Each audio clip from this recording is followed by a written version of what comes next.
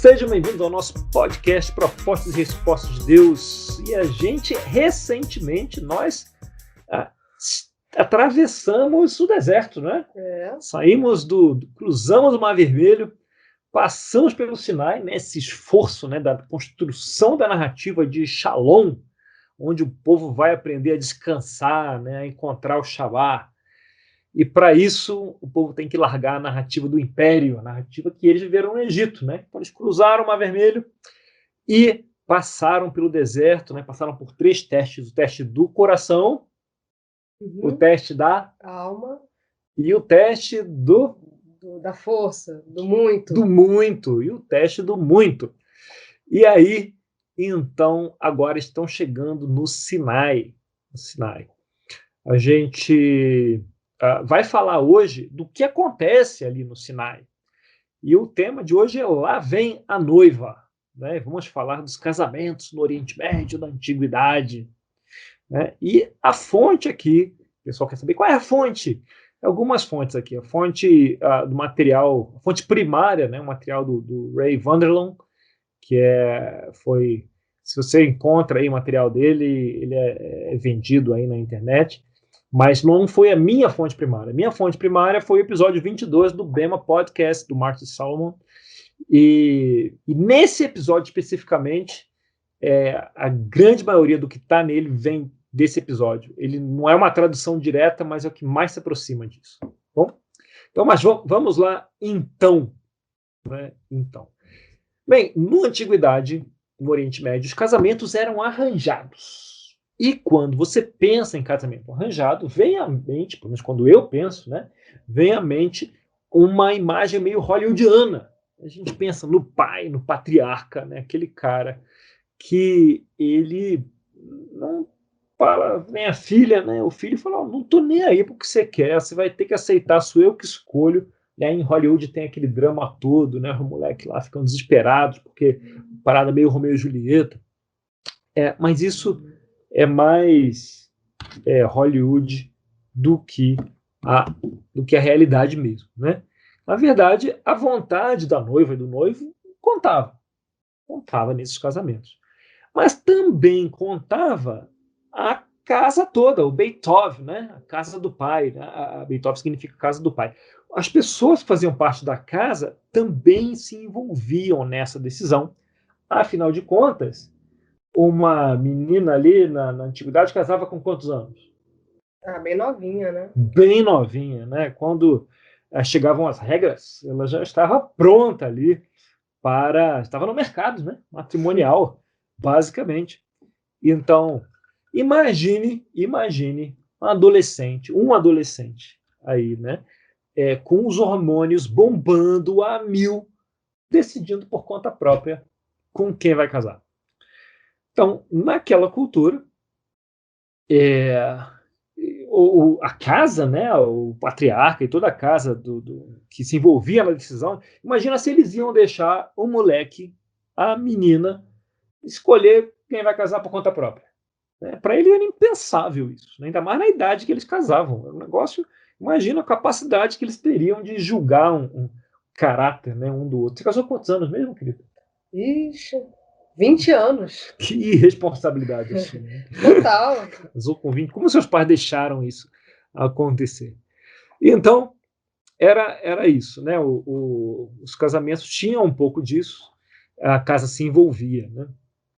Então, antes de julgar, né, casamento arranjado, essa força toda, e desconsiderar esses costumes que para nós parecem muito estranhos, é bom imaginar que se tratava de um mundo diferente há 2, 3 mil anos atrás.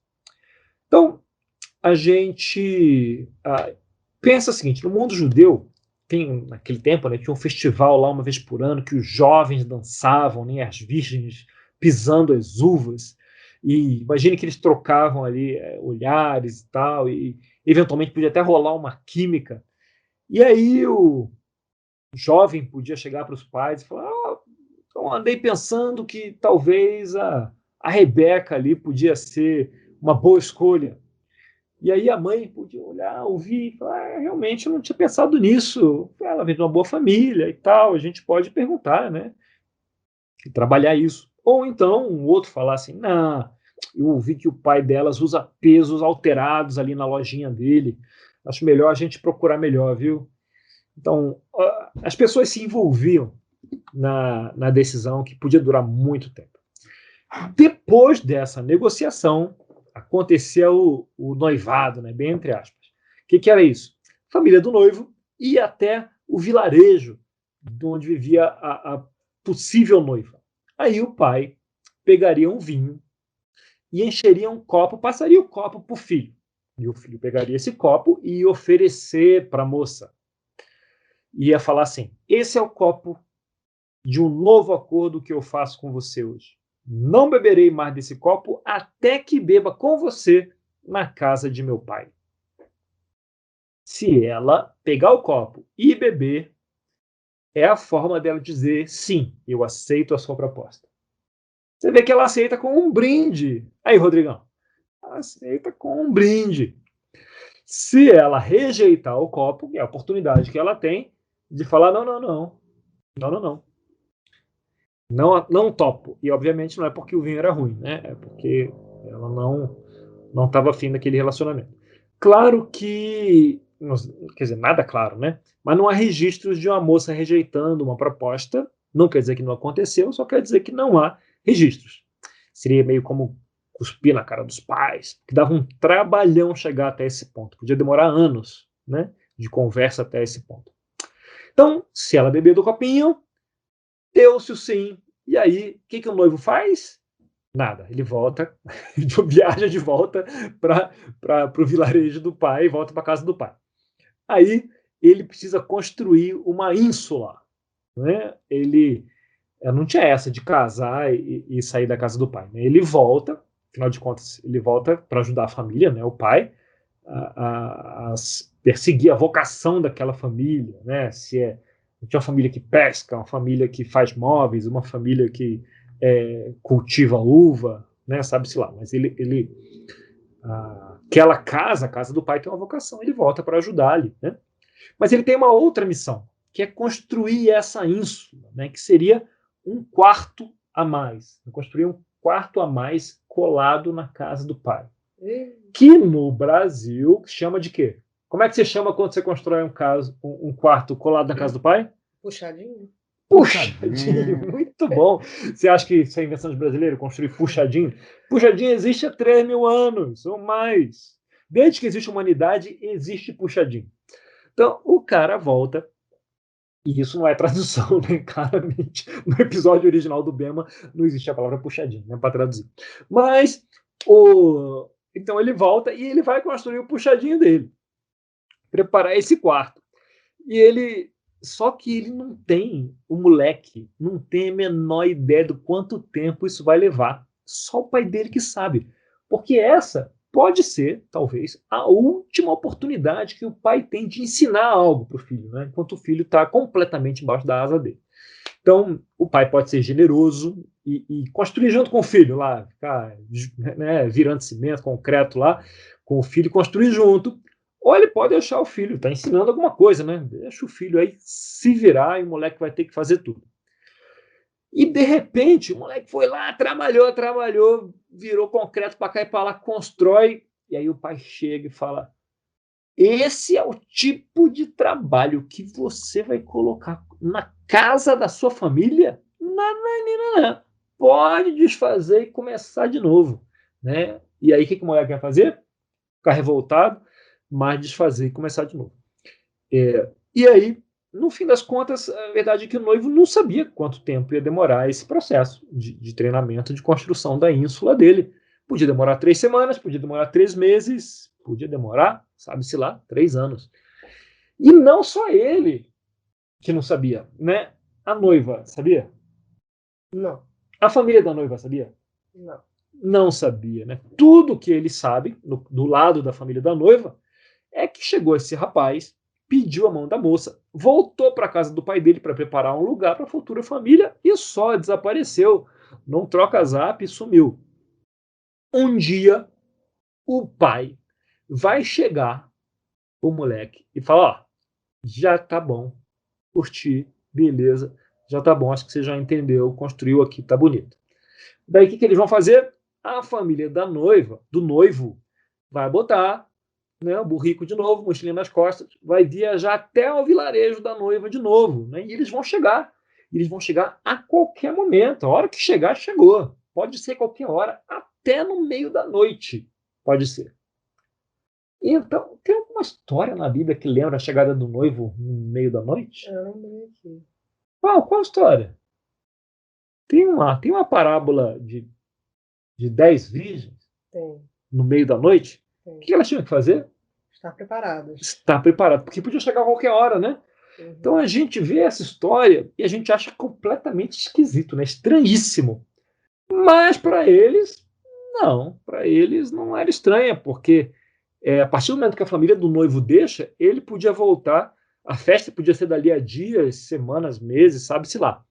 E as noivas, né, deveriam estar prontas. Porque Mateus 25. Né? se Mateus 25, porque se ele chegasse, a festa ia começar e quem não estivesse pronto ia ser deixada fora do banquete. Tam, tam, tam. Eventualmente, o grupo do noivo, né, a família ia chegar. E não ia chegar de táxi. Ia chegar. E como é que ia chegar? Ia chegar de longe, andando, né? Caminhando lá com os burrinhos. E alguém ia ver de longe a família chegando. Acho que devia ter alguma característica, alguém ia ver. E daria o alarme. Ah, chegando! E aí a noiva ia ser separada rapidamente para ser consagrada. Né? Ia tomar aquele banho ritual para estar preparada para a cerimônia, não só no corpo limpinho, mas também preparada espiritualmente para a cerimônia, muito parecido com o nosso casamento, né, querido? Claro, mamãe. Igualzinho. Então, ela seria consagrada ali, né, separada para esse momento sagrado. E aí, o shofar iria soar, eu não sei o que é, mas deve ser alguma coisa que faz som, iria soar e a cerimônia ia começar, né? Ia começar. Nessa cerimônia viria o Rupá. Sabe o que é o Rupá? Sabe aquelas camas de hotel chique que tem um dossel? Sabe o que é um dossel? Não. Em cima da cama? Aqueles 4 varas que tem em cima da cama com Sim. lençol em cima, que parece coisa de princesa. Sim, sim. Né? Todo filme de princesa, de palácio, tem aquele negócio em cima da cama, né? Uhum. Dossel. Ó. Eu quero um dossel. Quer um dossel? Quero. Então, encomenda no Mercado Livre.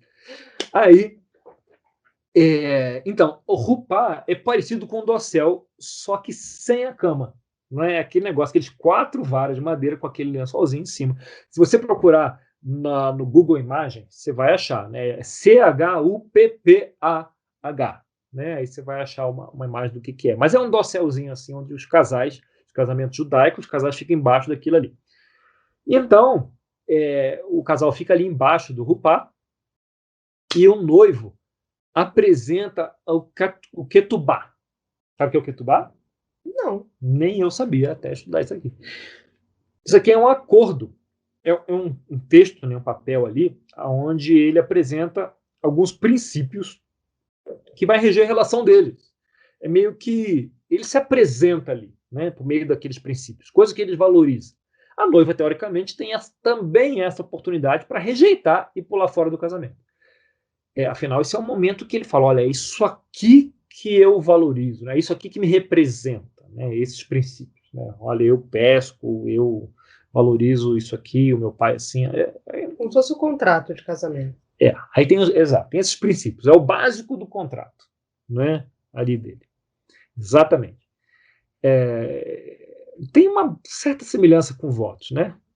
Mas não é promessas que ele faz, é aquilo que representa, o que ele espera ali dentro. Depois que o ketubá é apresentado,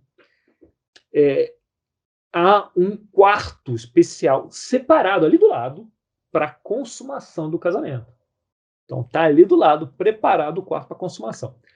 Então na nossa sociedade assim mais sexualizada pode parecer estranho, mas lá não era natural. Então eles iam para aquele quarto e o padrinho principal, ficava na porta ouvindo a parada lá para ver o que se passava até que o ato fosse consumado.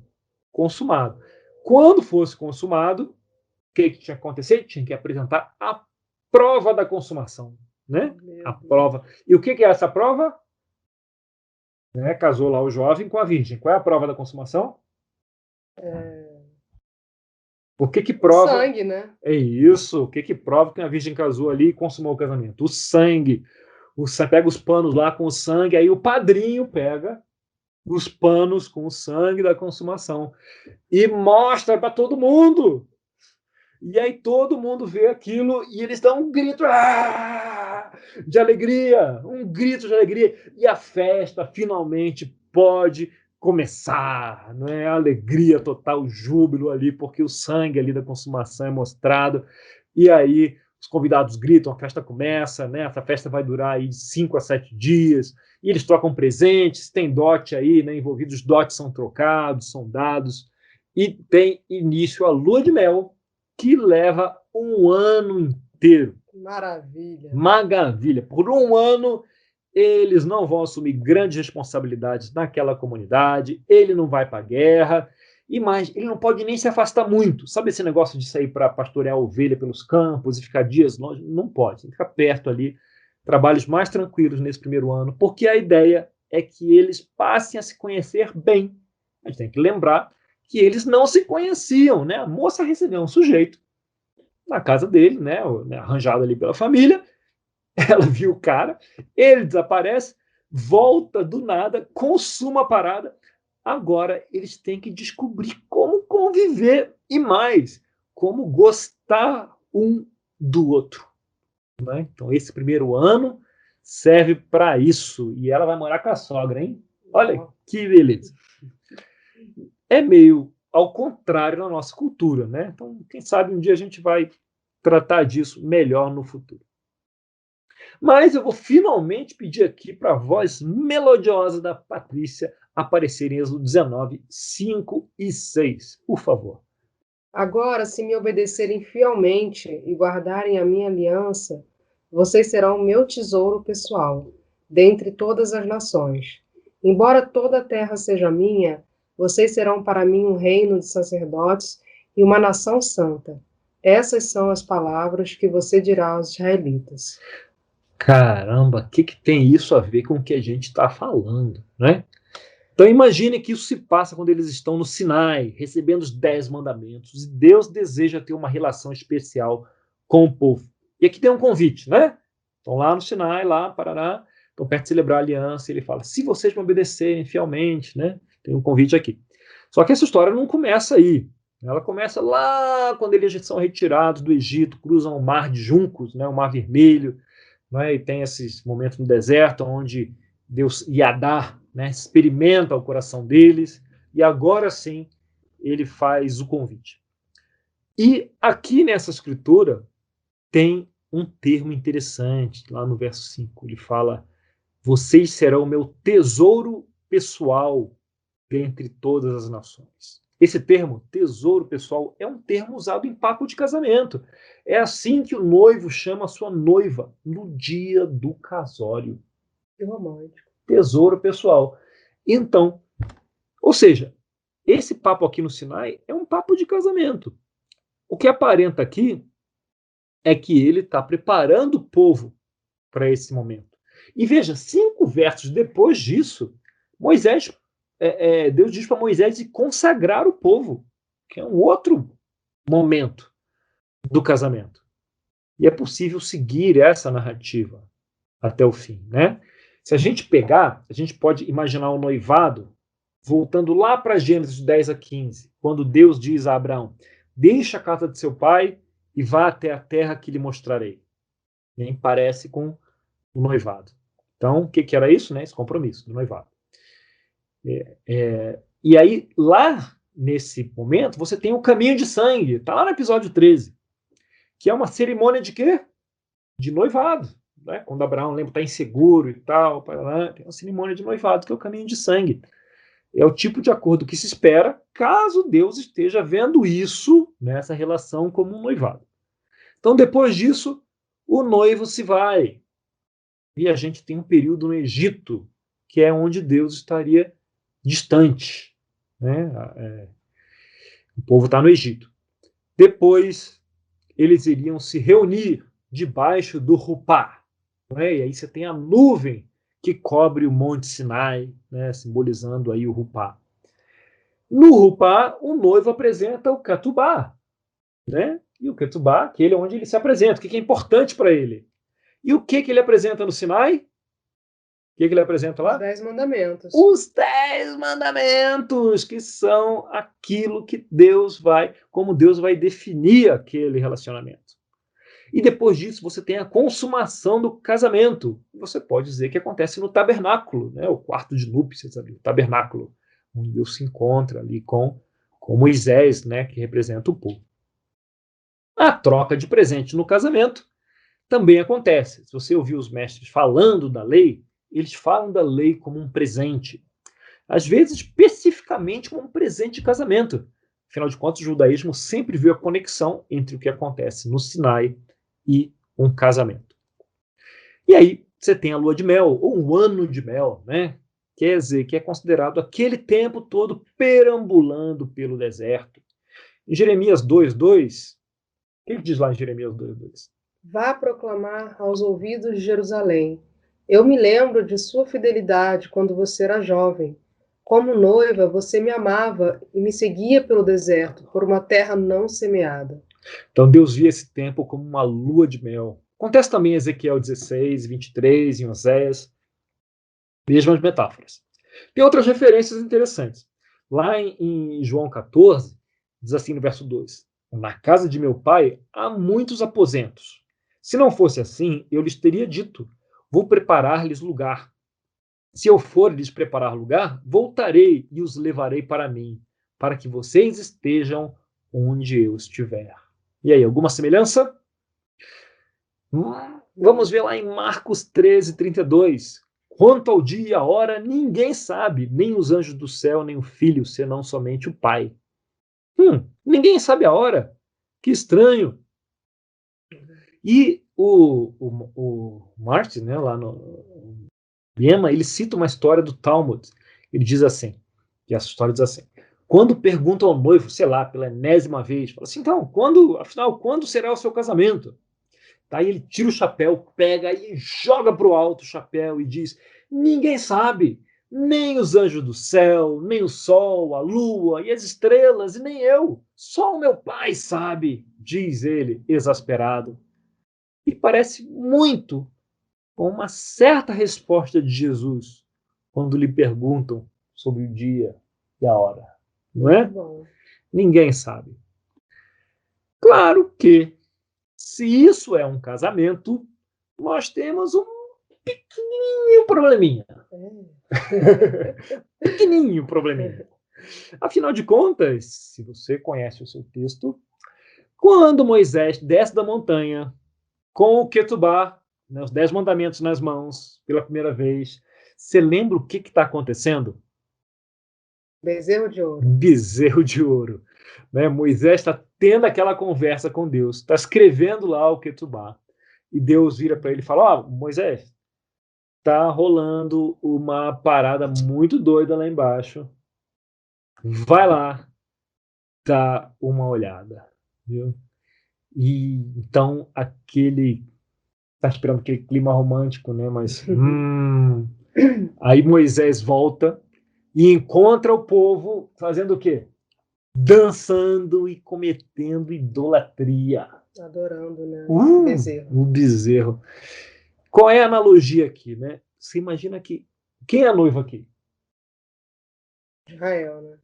Então Israel está cometendo idolatria no dia do casamento. Quer dizer, a noiva está sendo infiel no dia do próprio casamento. Sabe, como se o noivo virasse para buscar o Ketubá e quando ele volta, ele encontra a noiva cometendo adultério durante a festa. Que trash. Que trash, né? É uma parada meio inacreditável. Né? Assim, não pode ser, né? Não pode ser. Né? Em Êxodo 32, diz assim: quando Moisés aproximou-se do acampamento, viu o bezerro e as danças, irou-se e jogou as tábuas no chão ao pé do monte, quebrando-as. Cara, quando a gente lê isso, né, leio isso e falo: caraca, o cara perdeu a linha, bicho. O negócio tinha sido escrito por Deus. O cara quebrou as tábuas. Que loucura. Né, assim. Mas, se você vê do ponto de vista do que está acontecendo ali, Moisés estava vendo, né? Ele entendia o que estava acontecendo ali. essa reação faz muito mais sentido. Porque não é quebrar as tábuas. Naquele momento, a aliança não fazia mais qualquer sentido. Porque, tipo, a noiva destruiu o relacionamento ali. Era para ter um relacionamento ali, mas destruiu, acabou com tudo. Não tem que tubar, não faz mais sentido nada. Né? E aí ele destrói as tábuas. Mostra uma indignação aqui que é diferente, né, daquela que ele, quando ele matou o egípcio, evidentemente. É, né? Uma justa indignação. E aí ele moe o bezerro de ouro, espalha na água e faz os israelitas beberem a água, que é uma punição muito interessante. Eu nunca pensei em fazer isso quando precisava disciplinar minhas filhas aqui. Mas é uma punição interessante aqui. Agora, tem uma passagem estranhíssima ali em número 5, no 16, que diz assim: o sacerdote trará a mulher e a colocará perante o Senhor. Então apanhará um pouco de água sagrada num jarro de barro e colocará na água um pouco do pó do chão do tabernáculo. Depois de colocar a mulher perante o Senhor, o sacerdote soltará o cabelo dela e porá nas mãos dela a oferta memorial, a oferta pelo ciúme, enquanto ele mesmo terá em sua mão a água amarga que traz maldição. Então o sacerdote fará a mulher jurar e lhe dirá: se nenhum outro homem se deitou com você, e se você não foi infiel, nem se tornou impura enquanto casada, que esta água amarga que traz maldição não lhe faça mal. Mas se você foi infiel enquanto casada e se contaminou por ter se deitado com um homem que não é seu marido, então o sacerdote fará a mulher pronunciar este juramento com maldição: que o Senhor faça de você objeto de maldição, de desprezo no meio do povo, fazendo que a sua barriga enche e que você jamais tenha filhos. E que esta água que traz maldição entre em seu corpo, encha sua barriga e a impeça de ter filhos. Nossa. Passagem que provoca muita discussão, obviamente, 3.000 anos depois disso, né, num outro contexto. Moisés, o que ele está fazendo aqui? Algo parecido, né? Foi antes. Então, algo parecido ao fazer os israelitas beberem dessa água. Peraí, mas e a parte que a barriga incha e tal? Não fala igual, né? Mas é interessante que ao fim dessa passagem, pessoas morrem de praga, né? A praga atinge o povo, que parece ser o julgamento de Deus, né? Daqueles que bebem a água chegando. Mas depois dessa treta toda, algo impressionante acontece. Algo inacreditável acontece. Moisés volta para o monte, pega outras tábuas e retorna do ponto que havia parado. Você imagina só, acontece tudo, aí o noivo volta para a festa, arruma as cadeiras de novo nos seus lugares, bate na roupa, tira a poeira e fala assim: então, tá bom, onde é que a gente estava mesmo? Vamos voltar aqui para a festa. É inacreditável mesmo. E esse é o Deus que nós vemos vez após vez. De novo, e de novo, e de novo, e de novo. Amém. Né? É o Deus do arco-íris lá de Noé. É o Deus que caminha pelo caminho de sangue de Adão, que proveu o carneiro para o sacrifício no lugar de Isaac, que se coloca lá na paulada de Meribá, né, da água. É o Deus que faz isso de novo e de novo. Né? Mas aí, nesse ponto, né, depois dos 10 mandamentos, está aqui escrito: sou um Deus zeloso, punindo os filhos pelo pecado dos pais até a 3ª ou 4ª geração. Lembra disso? Uhum. E o que vem depois disso? 3ª ou 4ª. Que é isso? Que Deus bom é esse que pune pela 3ª ou 4ª? Mas está depois escrito que ele vai mostrar amor por quantas gerações? 1000 gerações. 1000 gerações. No mesmo texto.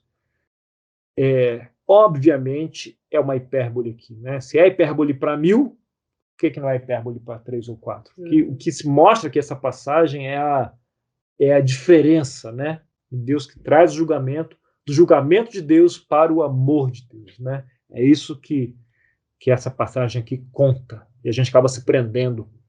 3ª ou 4ª geração vai trazer julgamento. Não, e que ele está mostrando aqui a diferença do julgamento para o amor. Tem os dois? Tem, mas o amor é muito maior. Então, é curioso, quando Moisés queria ver a Deus, Deus fala assim: tá bom, mas antes disso, você tem que saber quem eu sou. Ouça, Eu sou Adonai, Adonai, cheio de graça e compaixão, lento para ter raiva, abundante em amor, mostrando o amor até 1000 gerações. A gente foca na terceira, né? Para fechar, querida, para fechar o casamento tem que terminar, né? Para fechar o casamento, vamos pegar o Ketubá aqui. Quem é o Ketubá mesmo? O contrato, né? São os princípios, os 10 mandamentos, no caso os 10 da mandamentos. história. Então vamos ver aqui exatamente o que Deus está fazendo. Você vai ler cada mandamento e nós vamos ver o que significa pelo ângulo do casamento. Que tal? Êxodo 20, do 1 ao 3. E Deus falou todas essas palavras: Eu sou o Senhor, o teu Deus, que te tirou do Egito, da terra da escravidão. Então significa eu sou o seu marido. 2. Não terás outros deuses além de mim. Não farás para ti nenhum ídolo, nenhuma imagem de qualquer coisa no céu, na terra ou nas águas debaixo da terra. Não te prostrarás diante deles, nem lhes prestarás culto, porque eu, Senhor teu Deus, sou Deus zeloso, que castiga os filhos pelos pecados de seus pais até a 3ª e 4ª geração daqueles que me desprezam, mas trato com bondade até 1000 gerações aos que me amam e obedecem aos meus mandamentos. 2. Nada de outros amantes. Nem pense nisso. Êxodo 27. Não tomarás em vão o nome do Senhor, o teu Deus, pois o Senhor não deixará impune quem tomar o seu nome em vão. Mantenha o respeito, demonstrando cuidado com o meu bom nome. Êxodo 20, versículo 8 ao 11. Lembra-te do dia de sábado para santificá-lo. Trabalharás 6 dias e neles farás todos os seus trabalhos, mas o 7º dia é o sábado dedicado ao Senhor teu Deus. Nesse dia não farás trabalho algum, nem tu, nem teus filhos ou filhas, nem teus servos ou servas, nem teus animais, nem os estrangeiros que morarem em tuas cidades. Pois em 6 dias o Senhor fez os céus e a terra, o mar e tudo que neles existe, mas no 7º dia descansou. Portanto, o Senhor abençoou o 7º dia e o santificou. Mantenha um dia para mim, para a gente passar junto, você e o seu marido. Como aquela noite de jantar fora. Não invente trabalhar nessa noite, porque eu quero passar um tempo a sós com você, só nós dois. Versículo 12. Honra teu pai e tua mãe, a fim de que tenhas vida longa na terra que o Senhor, o teu Deus, te dá. Confie que o que eu prover para você é suficiente. 13. Não matarás. Não se machuque. 14. Não adulterarás. Proteja a sua sexualidade. 15. Não furtarás. Não pegue o que não é seu. 16. Não darás falso testemunho contra o teu próximo. Por favor, diga a verdade sobre si e os outros. 17. Não cobiçarás a casa do teu próximo. Não cobiçarás a mulher do teu próximo, nem teus servos ou servas, nem o seu boi ou jumento, nem coisa alguma que lhe pertença. Esteja satisfeita com o que temos nessa vida juntos. Legal, né? Legal. Bem melhor ler os 10 mandamentos nesse contexto do que como as regras arbitrárias que vieram da montanha. Então, muito bom. Bom material, né? Uhum. Dá para pensar nisso, não dá? Excelente. Nunca mais vou ler os 10 mandamentos do mesmo jeito. Nem eu. Então, pessoal, esse é o episódio Lá Vem a Noiva, não é? E eu me diverti demais e aprendi demais com ele. Espero que você tenha curtido também. Quiser me achar no Twitter, Dan Gesine, no Instagram, Daniel Gesine, no Face, mesma coisa, super fácil, o e-mail Daniel Gesine Gmail. Pode entrar em contato com perguntas à vontade. Agora vamos para a nossa discussão aqui. Muito bem. Um grande abraço. E aí, ficou romântico? Claro que há semelhanças, né? Fala a igreja, né? Como a noiva e tal, o povo de Deus como a noiva. Isso é algo que vem no Novo Testamento, também aparece, não é? Ali em Efésios 5 aparece também essa figura. Mas e aí? O que é que chamou a atenção de vocês? Fez sentido? Não fez? É interessante que a gente ouve muito, né, sobre a questão de... Assim, eu ouvi nos últimos meses sobre o José, né? Que aceitou Maria, ela sendo grávida, né? Uma situação que para nós ocidentais é bem complexa, né? Bem difícil, mas quando você olha da perspectiva de Deus, nada mais é do que o amor dele, né? A forma como ele... Você está falando do arrependeu-se, David, do 32? Não, da forma como Deus age, né? Amando, não, é só porque é esse no 32 que ele fala, o Senhor arrependeu-se do mal e tal, eu achei pesado, né, assim. Dependendo da teologia que a gente adota, a gente fica bem desconfortável com esses versos que aparecem, que Deus muda de ideia, né, sobre algo. Mas Deus não sabe tudo e tal, todas as coisas, como é que muda de ideia com isso, com aquilo, não faz sentido. Na verdade, não faz sentido com algumas visões que a gente tem das predestinações, né, da soberania completa de Deus, né, de tudo que acontece nessa terra está debaixo da vontade de Deus. Não é isso? Já ouviram isso? E essa é uma forma de enxergar as Escrituras que muitos creem, né? Eu tenho dificuldade com isso, na verdade, porque a gente vê Deus com planos e tendo que o tempo todo que adaptar seus planos por causa do povo, né? Por causa que as pessoas que ele escolhe, Deus escolhe pessoas muito interessantes, heróis, né, para trabalhar com eles, mas pessoas que fazem coisas certas e fazem coisas erradas, como o próprio Moisés. E ele tem que adaptar os planos dele o tempo todo. E são coisas que acontecem que não estão debaixo quer dizer, estão debaixo da soberania, né? Poderia forçar, mas ele não força. Então acontecem coisas que não são da vontade dele. Ele precisa adaptar os planos o tempo todo.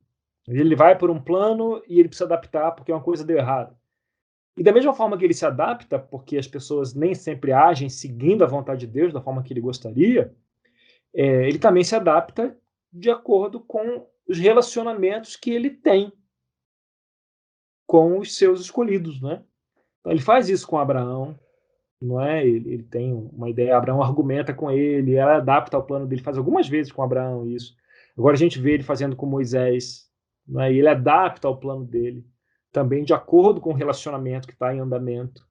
Então a gente vê se Deus arrependeu-se, e é um negócio que incomoda um pouco a nossa teologia, a teologia de alguns, mas é perfeitamente compatível com como Deus age ao longo das Escrituras, né?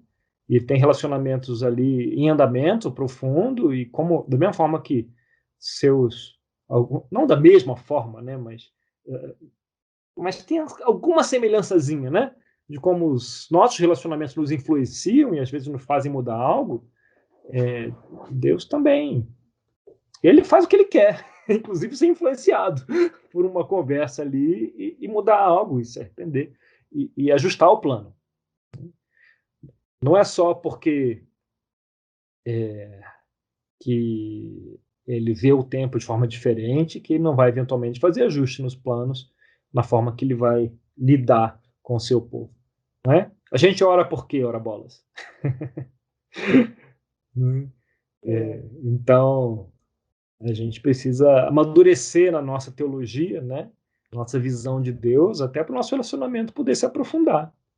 Não tem nada demais se Deus mudar de ideia aqui e ali, e isso ser traduzido como Deus tendo se arrependido, né? Aquela questão do hebraico da tradução. Mas nada demais. Pode acontecer. E aqui acontece. E a gente vê isso acontecendo e ainda bem. Que aconteceu e a gente pode aprender com isso.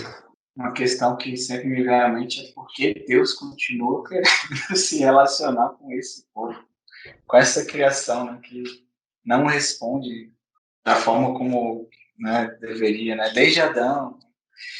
E Deus sempre dá uma segunda chance, terceira chance, quarta chance. Né? Quantas besteiras a Luizinha já fez e você continua querendo se relacionar com ela? Eu ia falar isso, do amor de pai e mãe, né? Que é um amor incondicional, né? E aquele povo, perto da maturidade de Deus, aquele povo é uma criança. Não é? Eles fazem bobagem, derrama um sorvete na roupa, e é isso. Cospe no chão, quebra copo. Eles fazem esse tipo de coisa o tempo todo. E quando crescem, fazem bobagens mais chatas, Né? maiores. Então, na adolescência, então.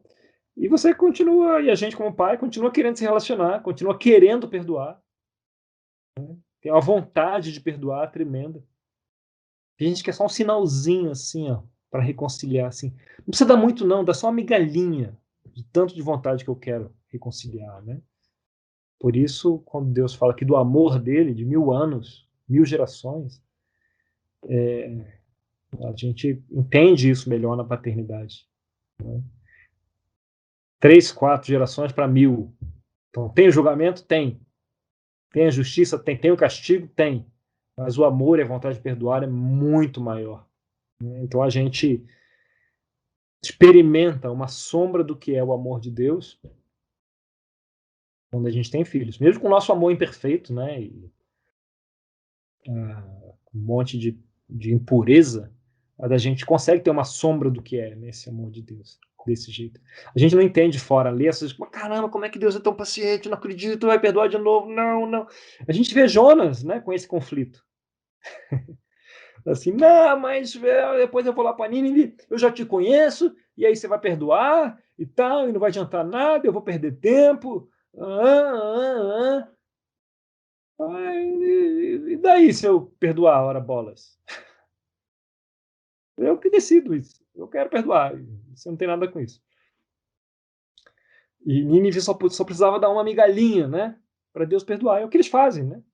Eles cometeram um monte de barbaridade, mas eles vestem saco de panos, têm uma atitude de arrependimento. Epa, beleza, é o suficiente, está perdoado todo mundo.